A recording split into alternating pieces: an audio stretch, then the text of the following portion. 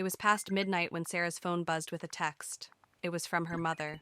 "Don't go to the basement." Confused, Sarah glanced at the door leading down to the basement.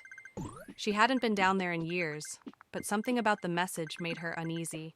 The house was old, full of creaks and whispers. But tonight, there was something different about the silence. It felt oppressive. Her phone buzzed again. A second message from her mom. "It's not me." Her heart dropped. What did that mean? Against her better judgment, Sarah stood and walked to the basement door. It was cracked open, the faintest light spilling out from the darkness below. Her hand shook as she reached for the doorknob. "Mom?" she whispered into the quiet house. There was no answer. She stepped into the stairwell, each step heavy, the floorboards groaning beneath her. At the bottom, she froze. The basement was cold, far colder than it should have been.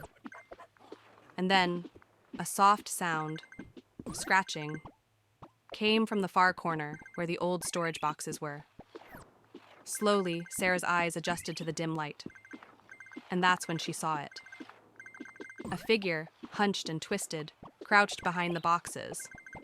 It was her mother's voice she had heard on the phone, but the figure in the corner wasn't her mother. It was something wrong. Something that had her mother's face, but with eyes too wide, too dark.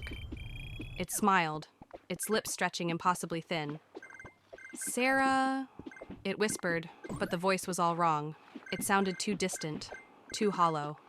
Then, it stepped forward. Sarah's phone buzzed again. The screen lit up with a new message from her mom. "Don't let it get close." Before she could move, the figure lunged, its fingers wrapping around her wrist, ice cold and crushing. The last thing she saw before everything went black was her mother's smiling face on the phone screen,